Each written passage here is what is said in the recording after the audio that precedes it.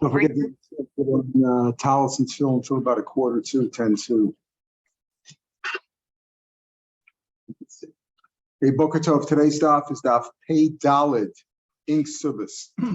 Pei Daled from the Mishnah, about halfway down the page. When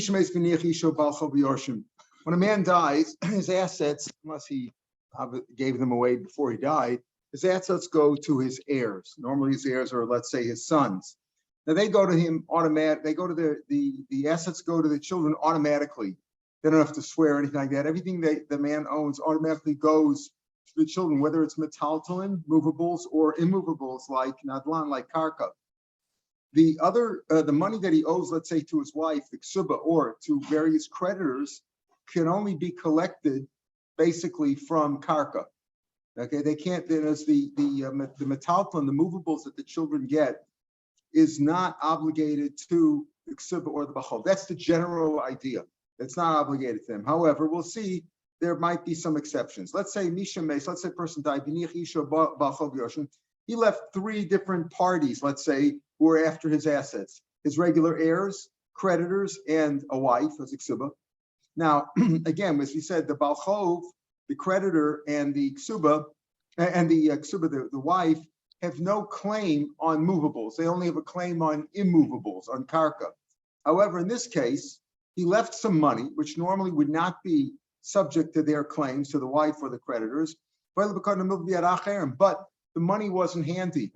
The money that the deceased had, he had lent out to somebody else, a milva, a loan, or he left it as a deposit with somebody else. So the money wasn't at hand. The children didn't have the money. So we have machlokas here between Tarfon and Bekiva. Tarfon says, the weakest among them can take the money. Even though normally we just said that it should go to the Yorshim, but the Yorshim don't have it right now.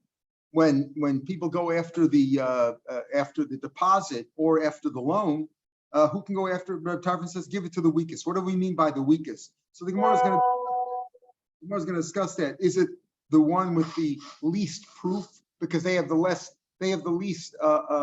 claim. Their claim is the worst. Meaning, let's say the ksuba was written first in 1970, and the loan was in 1975. So the creditor has the worst claim, right? Because his lien is later. Give it to him. That's what Reb Tarfon says. Interesting idea. Give it to him, even though it's after the man has died. Now, if somebody claimed the money, somebody grabbed the money before the man died, and they had a claim to it, that's different. But here we're talking about after the man died, when it normally goes to the Yorshim, to the heirs. Reb Tarfon says, well, you know what? If it's not in the heirs' hands, they don't have it. Give it to the one with the weakest claim. That's Reb Tarfon. Kiva says, Ein Merachmatim. What do you mean the weakest claim? We got the weakest claim. We're going by Rachmanos over here. You don't give it to them. El Yinos Yorshim goes to the Yorshim, as we said. Movables go to the Yorshim. The creditors and the wife have no claim on movables, on metaltalin. What's the biggest idea here? This strengthens the argument. In order for a creditor or a wife to make a claim, she has to make a shvua, or he has to make a shvua that they haven't been paid already by the deceased before he died. Then the Yorshim, they don't need a shvua. So the Yorshim obviously have the first claim on it. So Bekiva says it goes to the Yorshim, and that's it. Whether they had it in their hands, and you certainly can't take it away from them if it was already in their hands, but even if it wasn't, if it was just deposited with somebody else, deposited at the bank or with somebody else, or it was lent out, it goes to the Yorshim. Then the Mishnah goes on, it's like a separate Mishnah, but it's the same idea. Let's say he didn't leave cash. He left some fruits. The man died and he left fruits that were already detached from the ground, or detached from the trees. Hiniach Paris Tlushim and a karka. They were already cut off from the ground. In other words, they're not part of the karka. Karka, we said ksuba and the creditor can collect from. But if here they were detached, also movables. So again, kolakodem zocha behen. Whoever grabs them first can grab them. Interesting idea. Whoever grabs them first can grab them. If the Yorshim got it, well, then you can't take the Yorshim because the Taltalim are not meshubed to the ksuba or to the balchov. But if the Yorshim got it, fine. If not, if the let's say the wife or the creditor got it, so it goes like Reb Tarfon. Tarfon says, yeah, you could grab something after Misa. So this really goes like Reb Tarfon's will see. So call it Zachamen. Zachsa Isha Yosem Iksubaso. So again, this idea that whoever grabs it first, grab it first, that's Reb Tarfon. that you can make a claim In other words, even though normally we said a ksuba and a balchov can only be collected from karka, but over here, if it wasn't really in the hands of the yorshim and they grabbed it, that's okay. Now, let's say they grabbed too much. Let's say the ksuba was only $200 and they grabbed $300 worth of fruits. So he says like this. Let's say she grabbed too much. She took $300 worth. She's got to return $100. She's not entitled to take more than her ksuba. So or the balchov, let's say he grabbed it and he took more than his loan was for. So what do you do with the extra? And you give it again to the weakest one. Who is the weakest one? The weakest one is the one who has the shtar, says Rashi. Now it's a balashtar because he's got the worst claim, because if it comes to hands the Yisom, you can't take it out of them. So again, it's the one with the weakest claim. That's Reb Tarfon. Rabbi Kiva Omer, no, again, ein merachim din. There's no mercy when it comes to din. Mercy is if you want to give tzedakah, you want to do a chesed, fine. But when it comes to halacha, you can el yunas liyorshim, you give it to Rosh Shikun, certain shvua. The ksuba, the woman and the creditor need to make a shvua to take away from the yorshim, and the yorshim they get it automatically, so to speak. So this goes with the idea that metalfin goes to the yorshim, and they don't have a claim upon that. And even if they have a claim, they have to make a shvua to take it out of them. So the easiest thing is just give it to the yorshim. So this is the machlokes between Reb Kiva and Reb Tarfon. Now, why does the Mishnah begin when it says that if the man died and left money, but it wasn't in their hands, it wasn't in the hands of the yorshim, but it was rather given as a deposit or as a loan? Why do you have to give both cases? Just say deposit or loan. It wasn't in the hands of the yorshim. What's the difference? Let me miss the milva. Let me miss the country. You need both. If you would just say the loan, the Hakam Tarfon. There, Tarfon says that what in the case of a loan, you know what? Give it to the weakest one. You don't have to give it to the yorshim, even though the basic halach is that the yorshim are entitled to it. There, Tarfon says give it to the one with the weakest claim. Again, we said the weakest claim is the one with the latest shtar, let's say, but we'll see. There's another opinion also in the Gemara coming up. But first, the question is why does it say both milva and pikado? If you would tell you milva, Tarfon, there, Tarfon says give it to the weak. The loan is not really, when you say a loan is outstanding, it's not that cash. When you give money, we always have a cloud. When you give a loan to somebody, the money was meant to be spent as opposed to a deposit. When I give you money, $100, please hold this for me. I expect you not to use that money. I don't expect you to use that money and give me a different $100 back. That's a deposit. Just hold this money. Hold my wallet for me. You're not supposed to take anything out of there. That's a deposit. But a loan is meant to be spent. That's the whole purpose. Why does a guy borrow money? Because he needs to spend it. And he's going to give a different $100 back. So in the case of the milva, it's meant for spending. So it's not really here. So you're going to claim it back. So there, maybe Reb Tarfon says, you know what, give it to whoever the one's weak up. The Pekad's right here. So if it's right here, it's like the loan is in the hands of the yorshim. It's just that the other guy's holding it for him. So there, maybe it would be much of a kiva that you just can't give it to anybody else. You can't give it to the one with weakest claim. You got to give it to the yorshim. And if you tell me the case of the Pekad, maybe the Arab kiva says you have to give it to the yorshim. But maybe in the case of a loan, he's motor to the money's not here anyway.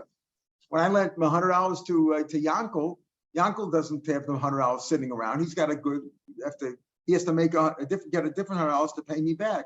So maybe over there, it's not like it's in the hands of the yorshim. Maybe we merge Reb Tarfon and give it to the one with the weakest claim. Kamash will know that the machloka stands in both cases between Reb Tarfon and Reb Akiva. Mila koshel. So Reb Tarfon says, give it to the one with the weakest claim. What does that mean? Again, the one with the weakest claim, the one with the weakest proof, meaning he's got the later document.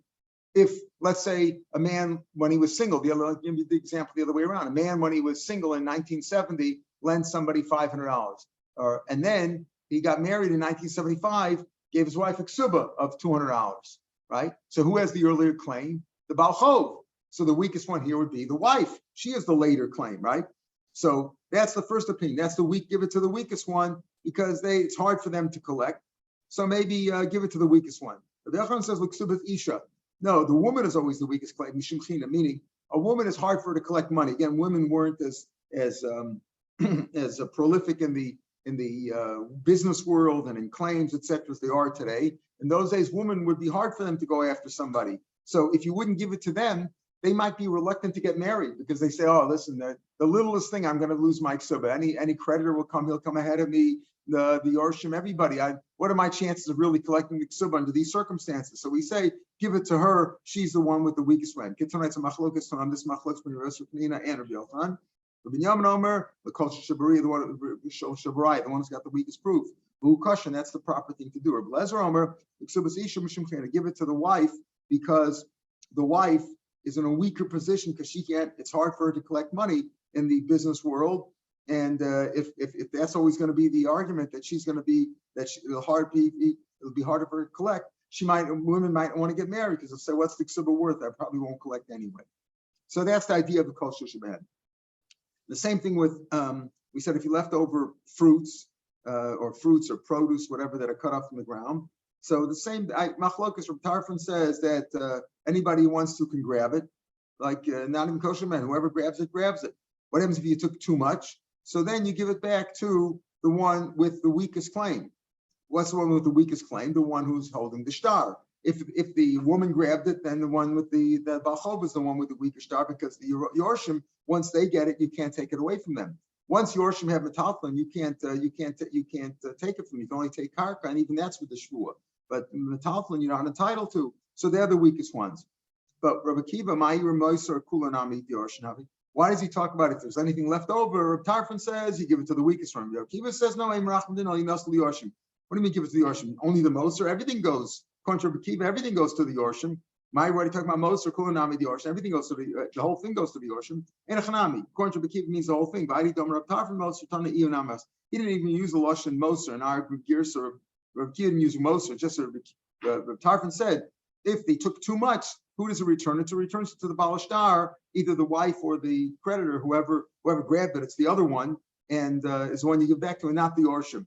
And what does Rabbi Kiva say? Rabbi Kiva says but he's not really just going on the moser; he's going on the whole thing. But since Rabbi Tarfon was talking about moser, Tana Iyo Nami Moser, so Rabbi Kiva also said moser. So we have this base of machlokas. So Rabbi Tarfon says even after the man died, if the assets are not in the hands of the yorshim of the heirs, then you can give it to somebody else, whoever has a weaker claim, or in the case of Paris, whoever grabbed them. Rabbi Kiva tfisa lamani klal. Rabbi Kiva, grabbing never helps at all. I mean, these people have a legitimate claim. The wife has a claim; she wants her ksuba. The creditors have a claim. The deceased owed them money. They have a claim. Amar Rav Nachman, who should tell us mechayim? If you grab it while you're alive, guy owes me money, and I know he's dying, and I don't want to go through wait for probate, and the kids will never pay me back, and all that. So I went, I visited him in the hospital, and I grabbed his wallet. He owed me the money anyway. Everything that was in the wallet was mine. He blowed it to me. Am I a sinner? I'm not maybe the nicest guy, but it's my money. I'm entitled to my money. He owes me money, right? So, Tafas Mechayim doesn't Hotzah B'Foel and all these other organizations do that kind of stuff. He owes me the money. So if you got while he was alive, then Rabbi Kiva would also be voted. I took it was alive, but once he's dead, belongs to the yorshim. You got to fight with them. So Rabbi Tarfon Deman Checha. Wait a minute. Where is this money? This money that you're going to grab, or these payers that you're going to grab, are you going to take? Right? You give it to the weakest one, or the one who grabs it. Where is the money? Is it in a place? Is it in the public domain? Where is it? Where is it? You can take it. Because if it's in a place, Rosh Hashanah usually is a place where you can't make a kinyan. Mashiach doesn't help Rosh Hashanah according to many, right? So you can't make a kinyan there. So if it's in Rosh Hashanah, it's so to speak like in Hefker, it's out there in the street. So then you could take it. But if it's in a private domain, then it's in the Yorshim's hands.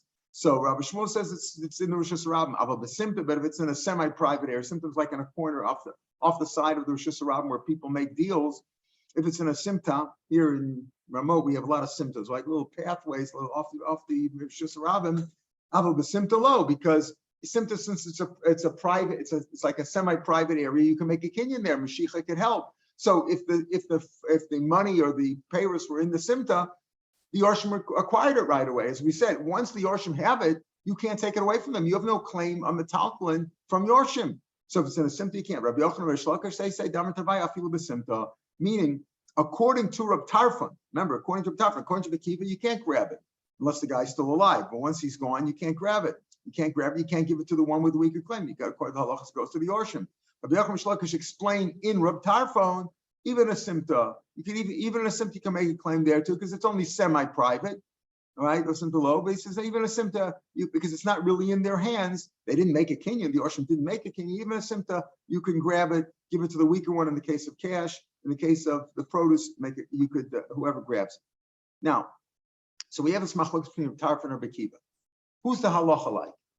So we have a klal. I'm just going to as a preamble. The halacha is usually when Rabbi Akiva argues with another fellow. The halacha is usually like Rabbi Akiva. The halacha Rabbi Akiva mechavero. Not when he's arguing with a multitude of people, but when he's arguing with one, the halacha is like him. So what happened over here was Don Daini Krub Tarfim. Some judges, they adjudicated a case. A case came before them like this, where a man died and he had money, let's say, outstanding, a deposit with somebody else, and the Orshim wanted it, and the Ksuba wanted it, the wife wanted it, and the creditors wanted it, and they darshan like a tarfin, and they gave it to the weakest claim. Resh Lakish came along, right, and he said no, the halacha is like Rabbi Akiva, and he reversed the ruling. They paskin, the judges ruled like a tarfin, and they reversed it because he says the halacha is like Rabbi Akiva. So he reversed the ruling, like on appeal. Resh Lakish came to appeal that he reversed it. Rabbi Yochanan said to Resh Lakish, his buddy, his brother-in-law, Asisa Kishal Torah, what Rabbi Akiva is like halacha in the Torah. It's like halacha the Moshe Sinai. Why do you have it? I mean, true. Normally you'd go like Rabbi Akiva, but over here they paskined already, so they paskin. So it's not like it. You should go like Rabbi Akiva, give it to the Orshim. But if these judges judge it this way, is it such a halacha in the Torah that you have to follow Rabbi Akiva? What's the machlokas here between Resh Lakish and Rabbi Yochanan? Resh Lakish went like Rabbi Akiva, and Rabbi Yochanan said you don't have to go like him. Maybe this is the machlokas. The Marsav Tabit Bar Mishnah Choser. There's a shaila if a judge made a mistake in something that's beferish in a Mishnah, and Rashi points out it's not dafka in a Mishnah, it's even in a ruling of the Gemara. Even if Rav and Shmuel, who's not a Mishnah, they're a Moram. Shmuel certainly an Amora. In Machlokes Rav and Shmuel, it's like a Machlokes Ram. Even there, if that's considered like a Dvar Mishnah. If you made a mistake, and as a judge made a mistake, he didn't observe an open Mishnah. Can that halacha? Does that have to be reversed or not? Maybe that's machlokes. Marsav Tabit Bar Mishnah Choser. Resh Lakish said, no, you made a mistake in something in the Mishnah. Here, Rabbi Akiva and Rabbi Tarf, you got to go like Rabbi Akiva. You can reverse that. No, even though he made a mistake, the judge made a judgment. It's even though it's a Dvar Mishnah, it's not like it's a Beferish halacha in the Torah. If the Torah says if a judge says you can be Machal Shabbos, of course you can be Machal Shabbos. You can't go against the Torah. But if you made a mistake, something in the Gemara and something in the Mishnah, maybe that can stand. You don't have to reverse that. Maybe that's the machlokas. Low. Everybody holds if you made a mistake in the favorishing in the Mishnah, that can be reversed. But over here, what's the machlokas? Why did Rabbi Yochanan say it doesn't have to be reversed? Here's the machlokas. Rabbi Yochanan said the halacha is like Rabbi Akiva just generally, and it should be reversed, except that's only when he's arguing with one individual colleague of his. Not from his Rebbe. Rabbi Tarfon was Rabbi Yochanan's Rebbe. Not Rabbi Yochanan, Rabbi Akiva's Rebbe.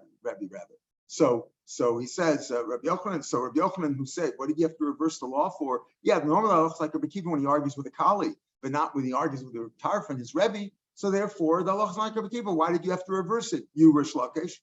Rabbi Akiva is such a Talmud Chacham that even the halacha is, if he's arguing even with his Rebbe, the halacha is like him. Some say to explain this, what do you mean? Was Rabbi Tarfon his Rebbe or wasn't his Rebbe? Right? He says, Afilu me Rabbo, and this is his Rebbe. Even from his Rebbe, the halacha is like him. Some say what happened over here was, and Farshim say that Rabbi Tarfon was originally Rabbi Akiva's Rebbe, but Rabbi Akiva grew in learning and became a great Talmud Chacham to the point where he surpassed Rabbi Tarfon. You have that sometimes, right? Person started out as a student, and then he became so great that he became, greater than his teacher, greater than his professor, his Rebbe, and that could be what's going over here. Rabbi Yochanan said, "Look, Rabbi Akiva mechaber v'lo merabo." This Rebbe Marsav afilu merabo, because over here Rabbi Akiva became greater than his Rebbe. You boys saying more? I can tell you to call him Rabbi Akiva mechaber v'lo merabo. Truth is, Rabbi Akiva is like the halacha is like Rabbi Akiva only when he argues with a colleague, not with his Rebbe. That's really what I'm talking about here now. This answer was Rabbi Tarfon his Rebbe or not? What they didn't know. The answer is originally was his Rebbe. Now he's not. That's the third thing. I said that too early, but I explained about it's really going on this answer. So we have three answers. They could say, is there machlokus with Tovit Bar Mishnah Choser or not? We'd rather say everybody holds Tovit Mishnah Choser. If you make a mistake in an open Mishnah, that can be reversed on appeal. Somebody can change it. You made a mistake. But the machlokus is is halacha like Rabbi Kiva mechavero and not merabo, or even merabo? Or the question is, the question is, was Rabbi Kiva's Rebbe or wasn't he? A third answer. Everybody says Rabbi Tarfon was his colleague. What's machlokas? After all, made a mistake here. When we said that the halachas are Rabbi Kiva mechavero and Rabbi Tarfon was his chaver, his colleague, the question is, was it said a definite thing? That's the halacha. That's what Rish Lakish held, that the halacha is like him, and therefore he reversed it when they passed like Rabbi Tarfon. He said no, it's got to be like Rabbi Kiva. Umar Savar no matanit mar. We're inclined to say when Rabbi Kiva argues with a colleague, we're inclined to go like Rabbi Kiva, but not that the halacha is steadfastly always like Rabbi Kiva. That could be the difference over here. So we have here that Rish Lakish reversed the law because he says you have to go like Rabbi Kiva. Rabbi Yochanan was not so makbid about that. They both explained. Rabbi Yochanan both explained Rabbi Tarfon originally would said, is he talking about even in a simta? But in terms of what the halacha is like, Rish Lakish said the halacha is like Rabbi Kiva. You gotta paskin that way. If you somebody paskin Rabbi Tarfon, you reverse that. Rabbi Yochanan said no, you don't have to reverse it. If you paskin like Rabbi Tarfon, not the end of the world. Craving Rabbi Yochanan's story. The relatives of Rabbi Yochanan, Tfos Para, the Asmei Misimta. A story like that happened to some of his cousins or relatives, and they grabbed the cow of Yisomim from a simta. In other words, the man had died, left the para in a simta in some little alleyway there off the Rosh Hashanah, and these relatives grabbed it because they had a claim. The deceased had owed them some money. And the question was, okay, that's also immovable. Technically goes to the Yorshim, right? But like Rav Tarfon said, if you grab it, you grab it. Also, came for Rabbi Yochanan, Amalahu, right? This is like the case of payros, right? Produce. It's not in anybody's hands. It's not like a loan or a deposit. So they came for Rabbi Yochanan, Amalahu Shaper Tafsatua. They didn't really paskin. Rabbi Yochanan shouldn't paskin for his kids, but he said, look, if you did it, he asked him, is it okay what we did? He says, yeah, what you did is okay. Also, they came for Rish Lakish because I guess they couldn't really get a psak from a relative, right? He must have recused himself, right? Amalu, he told them, Zilu Hadar, give it back. You're not entitled to do that. Go like why? Because he went like Rabbi Kiva. Kiva says goes to the Yorshim. You can't make a grab here. Also, when he came back for Rabbi Yochanan, Amalu, Masa, what do you want from me? Sheknegdi Cholakalai, the one who's opposite me, my colleague, Rish Lakish, my brother-in-law, my colleague, disagrees with me, so I can't paskin for you in favor. If my colleague disagrees with me, what do you want from me? Go with him. How Bakr Diasmi, here's a story with a herdsman, like a cowboy, who took care of the cattle of Yisomim. He took care of the cattle. The Tafsi Turmine, and again, the man had died, and some creditors had grabbed an ox from the Yorshim, from the barn. The herdsman wasn't that careful, I guess, and people had a claim, and they grabbed he owed them an ox, and he grabbed it. Now, once it's in the hands of the Yorshim, you're certainly not allowed to take it without, and it's metalfon or not meshubatim anyway. You're not obligated to pay, right? Once it's in the hands of the Yorshim, the woman or the wife or the creditor have no claim on metalfon. But over here, what happened was, the claimants, the creditors, no, we took it all the way when he was alive. It's like I gave you before, tell you the story, man owes me money. I went and he was on his deathbed there, and I grabbed his wallet. I took his wallet. I took it. I'm entitled. It's my money. What am I supposed to do? Wait for probate? You know how long that takes sometimes? People have to go to a different country. It's not worth it, right? So I'm a mechaim tafisnale. He said, Bachov says, no, I took it while the guy was alive. I took him was alive. Ubakrammer, the herdsman, said, no, he took it after death. After death, he can't come and take it. It wasn't like it wasn't claimed it was out in the street or something like that. It was in my possession. I'm the barn man, the herdsman of the children. It came for Rav Nachman Amrlei. So he said to the herdsman, do you have proof that they grabbed it? Can you prove it? Do you have a camera? With the video, they go look for the video. Do you have any proof that they grabbed? Amrlei, I don't have any proof. Proof. So he said, they could also claim that they bought it.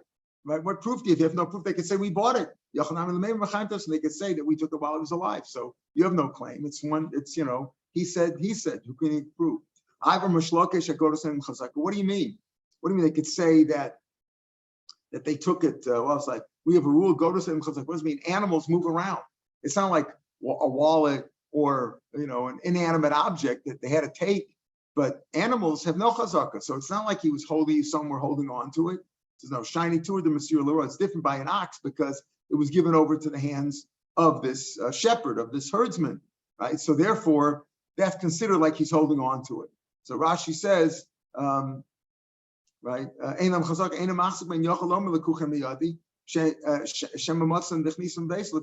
other words, what he said, Rav Nachman told them, since they could say we bought it, so they could also say we grabbed it before the man died. But what do you mean? Just the fact that they're holding on to it is no proof. If I'm holding on to something, if I have something in my hand, I have a pair of glasses or a wallet in my hand, and you say it's yours, you got to prove it.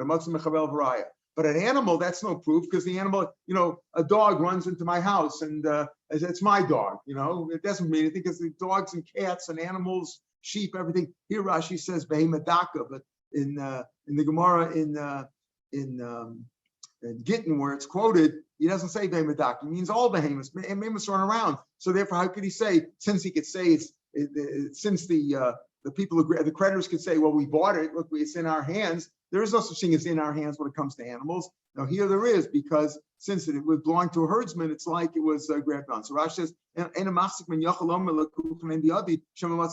answer is. The answer is no. Over here, since it was a herdsman's, then it's like it has a chazak. It's not like they're running loose in animals like dogs or cats or animals that run around loose in the street without anybody watching them. Here, since it was handed over to a herdsman, it's like it was a chazak in his rishus. The Bein Asiya Tafas Amsa Diasmi be simple. Here's an example. Here's another story. The house of the Nasi had grabbed a maidservant that belonged to someone from a simta. Again, the man died, the father died, and he left over a maidservant, and she wasn't in the hands of his son from a simta. They grabbed it there. Yasser, three rabbis, Yasser Ravu, Rav Chanina, Bar Papi, Rav Yitzchak. Now, these three rabbis sat to judge the case. Yasser Rav Abba Gabayim. Rav Abba was sitting nearby. Amalahu, and they told the agent of the Bein Asiya, the house of the Nasi, Shampert Tafsir, yeah, you grabbed it. That's legitimate, like Rav Tarfon. Rav Abba. So Rav Abba said to Mishum Demein Nasina, because they're from the house of the Nasi, Machnifasi, you're flattering them, right? You're flattering them and telling them, yeah, they can go like Rav Tarfon, you can grab it, but don't dine Rav Tarfon, the Had Rish Lakish. We had before at the top of this page that judges rule like Tarfon, and Rish Lakish reversed it because he said Allah is like Rabbi Akiva, like we said, for the different reasons. Allah is like Rabbi Akiva from his friends, from his colleagues, whatever. Allah is like Rabbi Akiva, so it was reversed. So you shouldn't have done that, right? He reversed the whole halacha. He took it away from them. Therefore, you shouldn't have done that. But you see different opinions here. Do you go like a Tarfon, like a Akiva? Another story. Yemer Bar Cheshu, that was his name. He was owed some money by a certain man. A certain man owed him money. Shachiv, the man died. The man died. Then he left over a boat, a ship. So this Yemar Bar Choshu, this is who was owed money by the deceased. The guy died, and he wanted to get this. The guy didn't pay him back, so he wanted to take the boat. So he told the messenger, "Go Zil Tufsanile, go grab the boat." Uzil Tufsa, he went to grab it. Pagabe Papa Ravuna Bedi Rishua. Very difficult story here. Rav Papa and Rishua met him. They were also owed money by the deceased. Usually when people owe money, they owe money to many people, right? They go to a lot of people. So they told him, these two rabbis told the shliach, you're not grabbing it for yourself. He owes us money directly. You're grabbing money for somebody else. And that's called tovas b'chov. You're grabbing money for a balchov, for a creditor, in a place where that's going to cause somebody else a loss. In other words, if many people are owed money by this poor guy who died, and you're going to grab the money for one of them, you can't do that. If one of the balchovs themselves comes and collects the money, like I say, go take his wallet. The guy owes you money. But if a messenger went up and picked up the money for one of them, that he's doing a favor for one of them in a place where it's a problem for the other people. So you can't do that. You can't grab it on behalf of one person when it's a chov. That's going to be a problem, right? It's going to be a loss for the other people. Tafsua inu, they grabbed it. They grabbed the money themselves. They said you shouldn't grab it. They told us don't grab money. They took it. Tafsua inu. Rapapa Mamlech Mochli, he started rowing the boat. He wrote, Rav Huna, I guess it wasn't a large ship. He wrote about Rav Huna Yeshua. It says, he started grabbing, he pulled it with ropes to make a kinyan. It sounds like Elamasias. Each one said, I acquired the whole thing by pulling it. Each one said, the guy was pulling it, the rowing it doesn't do it. The other fellow rowing was Pagur of Pinchas Barami. He met them. Amalu, Ravish Muldamatabayu, Bushitz Rabin. You can't take it. It's remember we said before at the top of days that this one you can grab it is only if it's in the Rosh Hashanah. And this is not in Rosh Hashanah. Presumably the boat was near the dock, which wasn't Rosh Hashanah. There was a lot of boats, a lot of people there. Amalu. I didn't get it from the place where there was a lot of people there that it wasn't Rosh Hashanah. I took it from where the main current of the river was. In other words, I took it from the open seas, which was like Rosh Hashanah. Came for Amalu. You white geese, you old men, you have the white beards. You're grabbing people's shirts. In other words, you shouldn't have stolen it from the poor shliach. You're only allowed to take it like Rabbi Kiva said. You can only grab it while the guy's alive. Once the guy's dead, it belongs to the Orshim, even if it's in the Shram or it's in the Simta. Oh, we have to stop now because of the time, and we'll pick up this next story. Abima Braid Rav the Rav Avu, another similar story to this. We'll pick it up from here tomorrow in Mirz Hashem at the same time, 5:00. Have a good day and an easy fast, everybody. Again, don't put on tefillin yet. You can't put on Talmud tefillin until about 10:02. And the fast is over today at what time? 6:52, I think. Yeah, Mincha 1:30.